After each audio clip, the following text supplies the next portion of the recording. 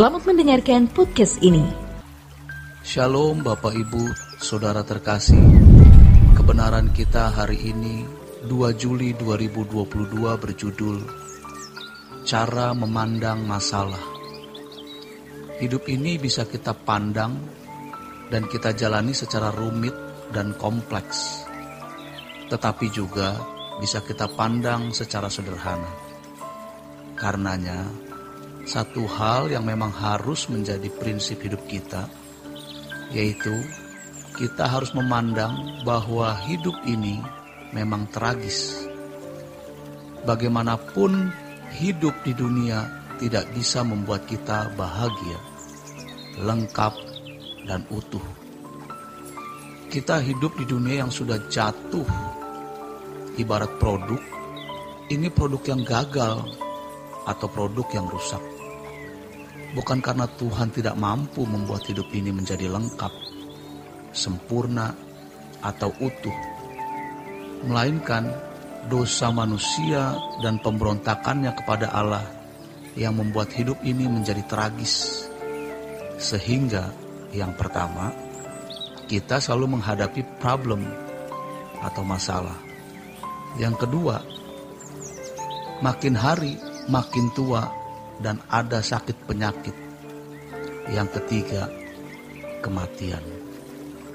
Realitas ini kalau sudah kita bisa terima dengan lapang, paling tidak 50% dari kerumitan, kompleksitas hidup kita sudah tertanggulangi. Jangan mimpi hidup tanpa masalah.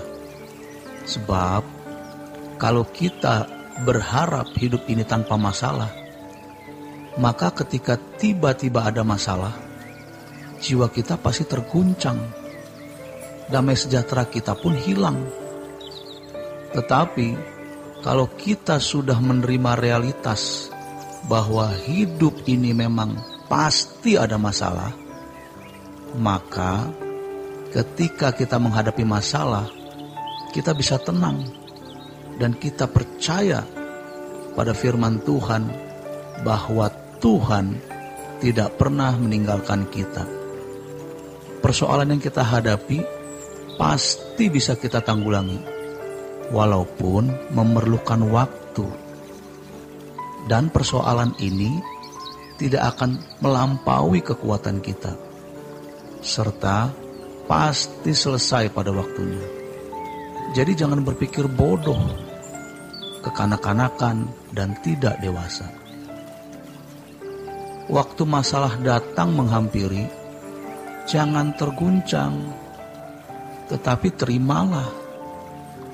Dan ingat bahwa masalah hidup itu membuat kita menjadi dewasa.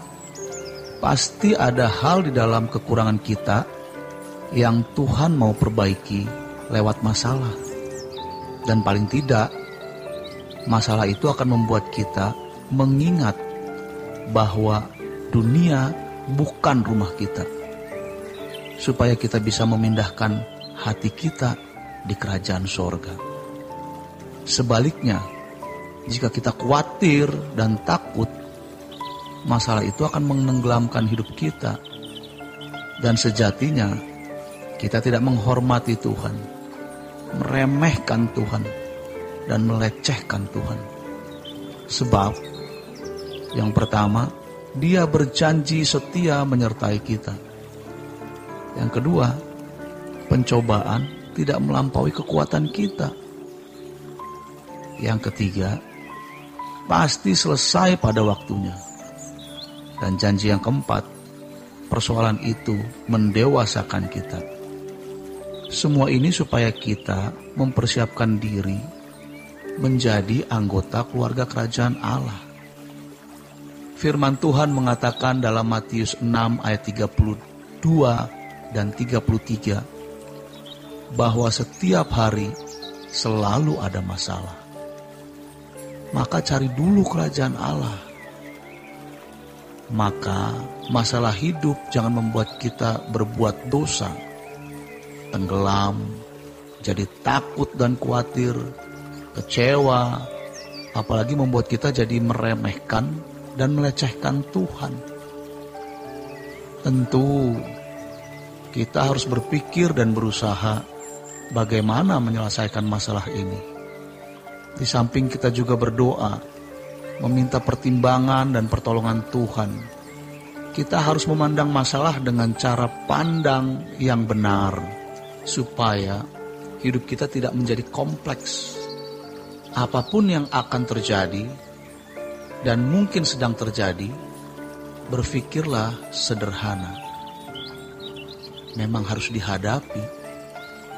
Kita harus punya sikap tanggung jawab dalam menghadapinya. Memang terkadang Tuhan tidak segera menolong kita, karena Tuhan membiarkan masalah itu untuk mendewasakan kita. Sehingga kita juga memikirkan perkara-perkara yang di atas. Tuhan pasti menolong pada waktunya, sesuai jadwalnya. Ingat bagaimana Abraham dijanjikan punya anak banyak, tetapi dia harus menunggu selama 25 tahun. Seakan-akan Allah lupa janjinya.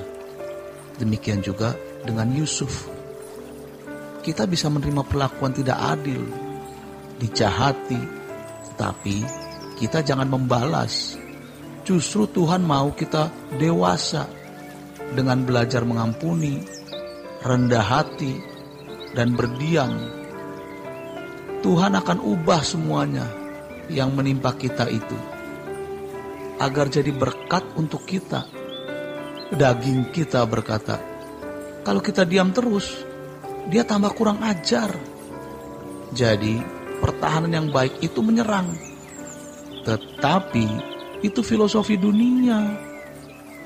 Sebagai anak Tuhan, pertahanan yang baik adalah diam. Karena dengan kita diam, Allah akan bertindak. Hanya kita perlu sabar menunggu waktu dan cara pertolongan Tuhan. Jangan berpikir melewatinya dengan mudah. Kita sering terengah-engah seperti berjalan di tebing atau di tepi jurang. Namun Tuhan membiarkan. Mengerikan memang, tetapi kita harus jalan terus. Mari kita berjalan dengan Tuhan dalam kesederhanaan, karena kita dipersiapkan untuk masuk langit baru, bumi baru. Jangan mengeluh, karena itu berarti kita meremehkan dan melecehkan Tuhan. Seakan-akan Tuhan tidak menyertai. Ketika kita khawatir, takut, cemas, itu membuat kita tidak bisa memuliakan Tuhan. Buktikan Allah itu hidup.